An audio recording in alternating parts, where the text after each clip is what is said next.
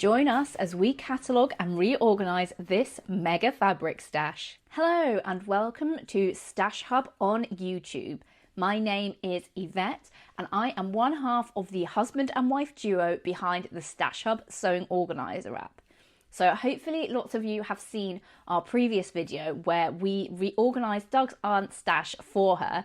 This video was really popular and hopefully inspired lots of you to get organising your own sewing stashes. So we thought we'd bring you another reorganising video in the series. So I'm considering making a whole series of these kind of reorganizing videos to hopefully get you inspired. So let me know if you'd be interested in seeing that sort of thing, and maybe I'd need to name the series, maybe stick with like Stash Overhaul or go like Stash Busters, don't know, still workshopping it, but let me know what you think. So the stash to reorganize in this video is my friend Natalie's stash. So Natalie is now one of my best friends and I actually met her through the sewing community on Instagram. So we connected because we had very similar tastes in fabric and we'd often order the same fabrics as each other, and that just got us chatting in Instagram DMs, and now a few years later we're really good friends and we often go and visit each other. So unfortunately, Natalie's had some difficulties with health problems over the last couple of years. So she's gone from prolifically sewing to not being able to get much sewing done. And in the meantime, her fabric stash has just started feeling overwhelming and quite difficult to even know where to get started on organising it, let alone sewing it. So what we would normally recommend in these kind of situations is to just take it a small and manageable chunk at a time. So maybe just get like 5 fabrics picked out of your stash, and then you can upload those to Stash Hub and make some kind of plans for those. So that's just up to you, whatever you think you can manage in one go. But since Natalie is my friend and since her stash was becoming so overwhelming that she felt like she couldn't even get started at all, we thought we'd go and give her a hand getting that sorted out. So follow along with this video if you want to see the process. So let's start with the aims. In our previous stash reorganizing process, I set out with a few aims at the beginning, and I did find that really helpful to keep focused on what we were trying to achieve through the process. So we have got 3 main aims for sorting Natalie's stash. So the first one is deciding what to destash. So Natalie's got a large collection of fabric, but maybe some of them aren't quite to her taste, and having quite a large and overwhelming stash is not helped by having fabrics that just don't inspire you. So that was the first aim, to have a think about what was going to stay and what could be destashed. The second aim was to get everything catalogued into the Stash Hub Sewing Organiser app. So Natalie's already got the app, she's already subscribed, but because of the kind of hurdle getting started, she hasn't got too much uploaded, and having it all uploaded in the app just makes it so much easier to shop your own stash. You can just scroll your own existing stash rather than scrolling on fabric shops and getting tempted to buy even more fabric. And then the third aim was just to reorganize the fabric to make it easier to access and more enticing to use. Before we get cracking on the process, let's have a little look at the before so we know what we're dealing with. So there's actually quite a lot of positives here. We've got this lovely cupboard and almost all of the stash is actually already in this cupboard. So everything's in one place, which makes it easier to start organising it because we don't have to go and get everything out of the loft like in the previous situation. So we've got everything in the cupboard, and then each fabric is stored in a plastic bag, which has actually worked really well for this situation because the bags protect each fabric from dust and from our cheeky helper Gary, and also it has stopped the fabrics from unraveling, so it has kept it a lot neater than if we hadn't had the bags. But the downsides of this storage solution is that the bags make the fabrics even more slippery, so they can kind of slide over each other quite easily, which means that fabrics can get buried and also slide forwards and then kind of block the door, which makes it then hard to open the cupboard without disturbing everything. And also the fabrics are not organised like into types, so it's harder to find what you need at a given time. So our plan is to get this cupboard a bit more organised, so it's much easier to pull out the fabric that you want without disturbing anything else, and make it much easier to find it. So that's always the number one aim with reorganising a stash, is to make everything more accessible, because the functionality is the most important thing, not the aesthetics or anything else. We want a really functional stash, and that's what's really going to encourage you to get sewing. So this is the before, and we're going to make it even more lovely through this reorganizing process. So the first stage of the process was in line with aim number 1, and that was deciding what to destash. So we pulled everything out of the cupboard one by one, and Natalie decided if she would like to keep it or potentially destash it.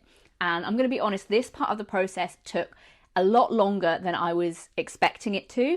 And Natalie and I were sort of discussing this whilst we were doing the process. And I think it's because there is like a lot of emotions tied up with the fabric. So if you have a fabric and you decide to destash it, or donate it or get rid of it, it's gone from your stash in some way. You're not just letting go of that fabric or even the money that you originally spent on it. You're also letting go of that original idea that you had for that fabric. You're letting go of that plan and really admitting to yourself, actually, I'm never going to make this. And so I think that was kind of what makes the destashing process quite difficult, is that you've kind of got to get through this like emotional barrier before you can let anything go. But Natalie was really good, and we got loads of stuff chosen to destash, and I kind of helped her along the way. She would do this particular face when she would hold up a fabric that she wasn't quite sure about, so I was trying to encourage her to destash all of the ones that weren't immediately inspiring her, because that is what we want for the outcome at the end, a really inspiring stash that she's excited to sew. So one of the things that really helped this part of the process of deciding what to destash was bringing down a mirror. So over the last couple of years, I feel like Natalie's got a lot more confident in her personal style and the colours that really suit her. So bringing a mirror allowed Natalie to hold up the fabrics to herself and then make a decision whether she would actually wear that fabric, and then make a decision whether to keep it or not. So that is a really good tip if this is a process that you are struggling through yourself. Try holding your fabrics up in front of a mirror, and that will help you see whether they're going to suit you or not if you are into garment sewing. This process was not just battling through the emotions of letting go of fabrics, it was also a really good opportunity to reconnect with fabrics in the stash and pick out those ones that Natalie's really excited for and really wants to get sewing up. So during this process, we chatted a lot about the different fabrics and what she had planned for them. So that was really good fun to just rediscover those fabrics during this process. So we found lots of interesting stuff. One of the things that sticks in my mind is that we found one gorgeous print on 2 fabrics, so on 2 different base cloths. So there was a viscose version and also a cotton version. And because the print was so gorgeous, Natalie decided to keep both fabrics. But if she changes her mind, you know where I am, Natalie. I'll gladly take that one off your hands.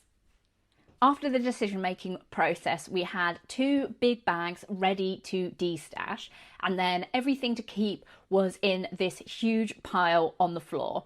And honestly, for me, having all the fabrics just on the floor was kind of stressful and a little bit inconvenient because they were a bit in the way, and it felt like a mountain of stuff that we had to then do to get that all catalogued and refolded for the organisation process. So I ended up chucking most of it back in the cupboard just to get it out of the way. But I do think it was really valuable to pull everything out and decide ahead of the organising process, because it took a lot of stress and kind of personal, like emotional processing out of the cataloguing and reorganizing process, because then we knew that everything we were reorganizing was stuff that Natalie wanted to keep, and we could just get on and work through our production line, getting everything uploaded to Stash Hub and refolded. So that was what we did next. We did aims 2 and 3 together. So the uploading to Stash Hub and the reorganizing. So I bought some of these boxes from Amazon. I'll put a link in the description, not affiliate or anything, but just if you're interested. And also some comic book boards, because I find that the comic boards fit really perfectly in these boxes, and having things contained inside the boxes in the cupboard means that they won't all like fall down and get messy, because they are stored in the boxes, and these fit really well inside Natalie's cupboard as well. And then you can stack things kind of vertically, so you can easily pull them out like a book and then not disturb all the rest of the fabric. So I've got a few of these boxes and brought some comic book cards as well. So we didn't end up having enough of these to use them for every fabric, but they were really good for the lightweight fabrics that didn't have the structure to stand on their ends. And the benefits of using a comic book over just a regular cardboard is that they are designed for archiving comic books, so they're acid free, which means they won't damage your fabric. So I'll link those in the description as well. And so even for the ones that I didn't use the comic book, I kind of used the comic book as a guide for the size for which to fold them. So in our production line, we had Doug measuring the fabrics, Natalie was taking photos and getting them inputted into Stash Hub, and I was doing the folding. So my aim with the folding was to keep them all the same size, because that would mean they would stack better even if they weren't inside the boxes in the cupboard, because it means they wouldn't all slip over each other as easily. So with the production line going, it was actually a pretty speedy process, and the three of us got most of the fabrics catalogued in about 2 mornings. So that was really impressive. So here is an in progress shot when we had started to put everything into the baskets, and then in the bottom we still had the stuff that was yet to be sorted. And then when everything was done, I had a little bit of a rearrange of the baskets to get things kind of organised really well by fabric type and also by colour as well, just to make it super easy to find stuff and also a little bit more pleasant to look at. Since we've got these lovely glass doors in the cupboard, I wanted to be able to show off the fabrics really well. So I feel like I've done enough talking about this process now, and the person who we really need to hear from is Natalie, since it's her stash and hopefully her that's feeling more inspired to sew. So here is a conversation that I had with Natalie after we'd done the stash reorganisation. All right, so this is my friend Natalie, whose stash we've been organising this week. So do you want to tell us a little bit how you found your stash before we did the organising and Stash Hub cataloguing process? Yes, literally I have had Stash Hub probably since it started, but I've been too afraid to actually get all of my stash out and put it on. It literally felt overwhelming, and I'd never got much headway with doing it, so it was really great that Yvette and Doug could come and we could team up and get a production line going. Yes. So is it, do you think, just the sheer amount of fabric that you had that was sort of putting you off, or do you think like the sort of physicality of doing the whole process all at once? Or yeah, a bit of both. The the sheer amount of fabric, but also because I've got chronic illness and stuff like that. I doing a lot of like moving fabric about, and like it is quite physically taxing. So having other people to sort of team up, and I was typing on my phone all the measurements and everything like that. That was a real help as well to manage my energy levels. So how did you find the process? Was there a part of the process that you found like was the most difficult part? It was getting used to it at first of what, because I was like, oh, I'm going to take a picture on my photos and then I'm going to import it in, and that just took ages. So do your new entry, take a photo, take the photo, and then quick straight away. So once you've figured out the quickest way to do it on the app, it went so much quicker. Yeah, there's definitely, like, if you're doing loads at once, if there is a thing that takes just a little bit less time, it kind of adds up when you're doing loads all at once. And then I was getting confused which apps I was going to, where this was all in Stash Hub, so no getting distracted from that. Nice. That's the risk with phones, isn't it? I was like, oh, who's texting me now? So, yeah. And how did you find the part of the process where we were deciding what to keep and what you might destash? I found that really useful, having the mirror down here. Thanks, Doug, for bringing the mirror down.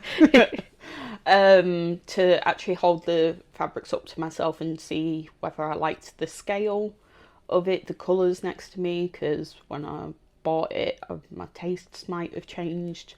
Different hair colour. Yeah. Literally to like bright purple pink. So that was really useful to actually see, rather than just be like, oh, I like this fabric, it's cute, so I'm going to keep it.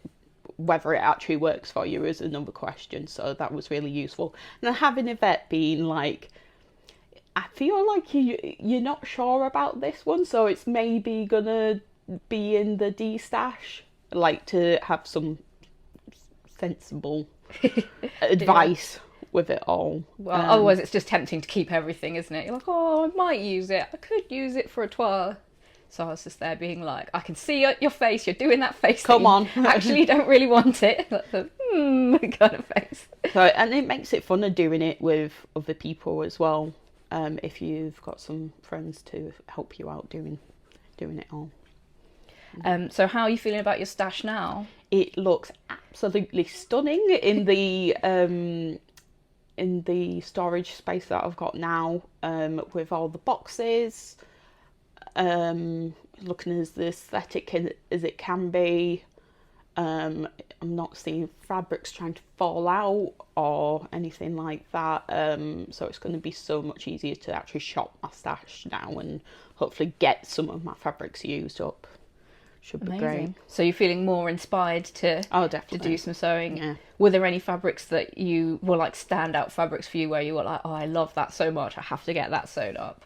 Yeah, Liberties. Yeah. Like, they're too beautiful not to use, so I need to get some Liberties sewn up, I think. Exciting. All right, is there anything else you want to tell us about the process, or just how you found it? Major thanks to Yvette and Doug for helping me do it. Definitely having a bit of a production line going with other people, if you've got a big stash to put in, makes it funner and also gets it put in quicker, because we literally blasted through how many fabrics in like an hour or something. Once you get going, it's surprisingly quick. So yeah, just major thanks to them for helping me out. So, yeah, amazing. I love Stash Hub. Oh, thank you, Natalie, and thanks for letting us show off your stash and all your amazing fabrics. Thanks for helping me sort it. Now it's time to see the results of this sewing stash overhaul. Okay, we're all done. It's time for the final stash tour. So if we start with this cupboard, we've got some stuff for making reusable wipes in these boxes up here. And then along the top shelf, we've got our cotton lawns and dressmaking cottons. So I've arranged the boxes by colours. So we've got kind of blues, darker blues in that box. And then in the middle box, we've got multicoloured fabrics. And then we've got kind of warmer tones in this third box. So your reds and yellows. And then on the top of the boxes, we've got a few bulkier fabrics like a big knit fabric and some nice yarn dyed wovens up there. Then in this shelf in the middle, we've got all of Natalie's patterns, the printed PDFs, and we actually didn't touch the patterns during this organising process because Natalie's already organised them all alphabetically by pattern designer. So hopefully that will help when she's adding the patterns into Stash Hub as well. Then if we continue down, we've got more cottons on this shelf. So we've got some quilting cottons in the pile on the right. Then we've got some dark bases, some light base cottons, and then a nice pile of seersuckers on the end because they're nice and bulky. And having the fabrics in the baskets just helps keep them all upright so that you can pull them out like books, which is nice and easy.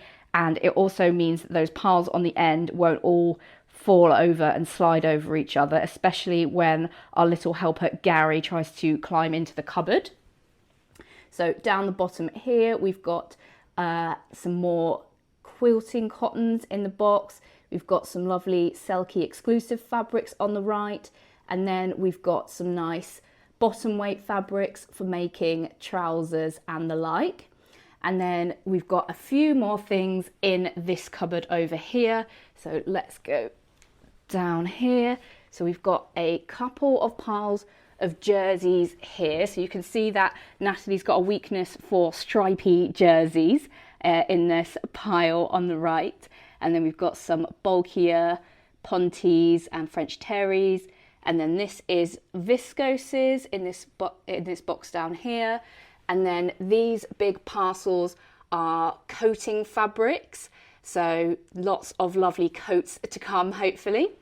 And then this is the final box of lovely viscose linens. I really like how that box looks. You've got a good colour theme going. And then the rest of the cupboard, Natalie's going to use for all of her knitting supplies. So maybe we'll have to come back when we expand Stash Hub to more crafts in the future. So here we go, the final tour of all the fabrics. Hopefully it's now much easier to pick out fabrics and see them all and feel inspired to sew. What do you think? Let us know in the comments below if you enjoyed joining us for this stash overhaul and whether it has inspired you to reorganise your own sewing stash. I'd love to hear what your top 3 aims would be in your own sewing stash overhaul process. Would you like to see us tackle more sewing stashes? Let us know if you'd be interested in seeing a series of these types of videos in the future. Thanks so much for watching. Don't forget to like and subscribe, download Stash Hub and fall in love with your stash.